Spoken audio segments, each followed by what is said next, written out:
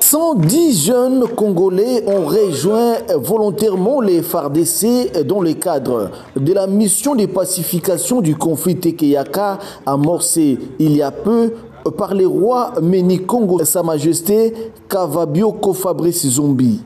La cérémonie a eu lieu ce mardi 27 décembre 2022 au camp Kibomango à l'est de Kinshasa en présence du vice-ministre de l'Intérieur, les professeurs Dr Jean-Claude Molipe Mandongo, de Madame Nana Manouanina, ministre près le président de la République, et de Madame Séraphine Kiloubu, vice-ministre de la Défense, soutenant à 100% la vision du chef de l'État, son Excellence Félix Antoine Tshisekedi Tshilombo, qui ne jure que pour la paix et l'unité nationale. Le roi Méni Kongo, Sa Majesté Fabrice Zombi, ne veut pas dormir sur ses lauriers tant que son grand Bandundu serait le théâtre des conflits coutumiers. Voilà pourquoi, en soutien au chef de l'État, une mission de pacification du conflit Tekeyaka afin de ramener définitivement la paix et le vivre ensemble entre les communautés Teke et Yaka. Sa Majesté Fabrice Zombi a laissé entendre qu'il a eu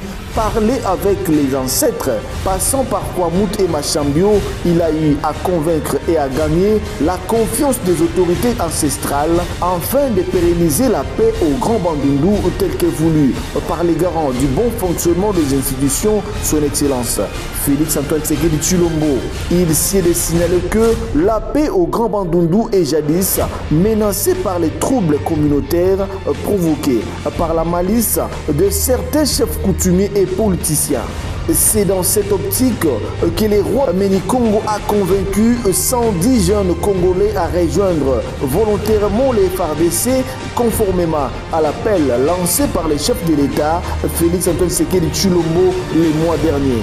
Prenant la parole au nom du gouvernement Samalou Kondé et représentant du vice-premier ministre de l'Intérieur, son Excellence Jean-Claude Molipe Mandongo a tout d'abord remercié le roi Méni Kongo, Sa Majesté Kavabioko Fabrice Zombi, ces dignes fils du pays dont au nom de la paix, la voix a rejoint celle de la raison, à savoir celle du chef de l'État, son Excellence Félix Antoine Tshisekedi Tshilombo, qui prône le peuple d'abord et ne ménage aucun effort pour établir la paix sur toute l'étendue du territoire national. Nous sommes ici, vous voyez la ministre près le président de la République.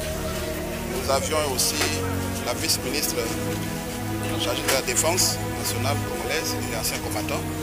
Nous avons le roi Méni Kongo. Nous sommes venus pratiquement avec une grande délégation de l'armée du haut niveau et de la police nationale congolaise et le vice-gouverneur de la vice-province de Kinshasa. Nous sommes venus accueillir le premier lot des éléments qui sont venus se rendre pour rendre les services au gouvernement de la République dans l'armée nationale congolaise. Et vous savez, comme tout le monde, que notre pays a connu un problème d'insécurité, de conflit dans sa partie ouest, qui est dû au conflit Teke et Yaka.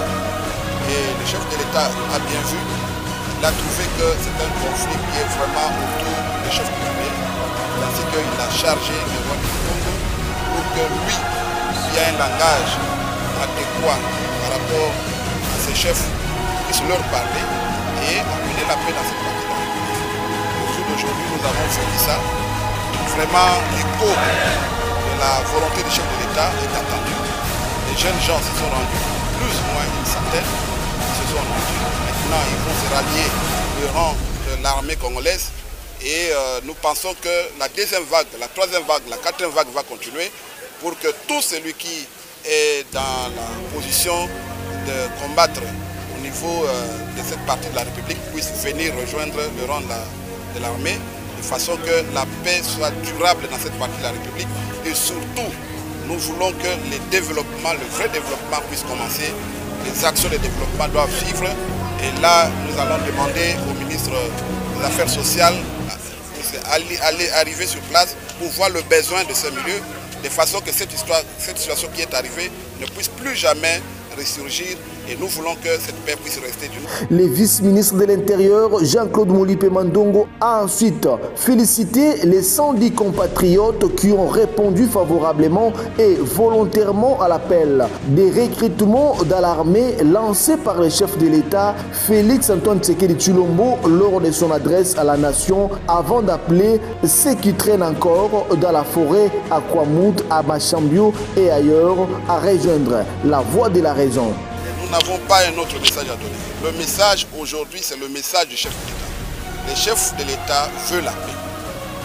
Il veut la paix à tout prix. Tout le monde doit travailler pour cette paix-là. Que ce soit le peuple Yaka, que ce soit le peuple Teke, celui qui attend ce message puisse aider pour que le chef de l'État puisse être satisfait, pour que d'une manière définitive, la paix puisse revenir dans cette partie. Le roi Minikongo, je pense que lui, il est avec nous dès le début des opérations. Nous voyons son abnégation, nous voyons son patriotisme, nous voyons son nationalisme, nous voyons sa volonté. La volonté qu'il a aujourd'hui, c'est cette volonté-là que le chef a vue. C'est pourquoi il l'a choisi pour qu'il puisse conduire cette délégation. Vraiment un grand merci pour ce qu'il a fait et ce qu'il continuera à faire. C'est dans une ambiance bon enfant et avec satisfaction totale que la délégation gouvernementale a quitté les camps Kibumango pour les centres-villes. La paix n'a pas de prix, dit-on. Chapeau bas.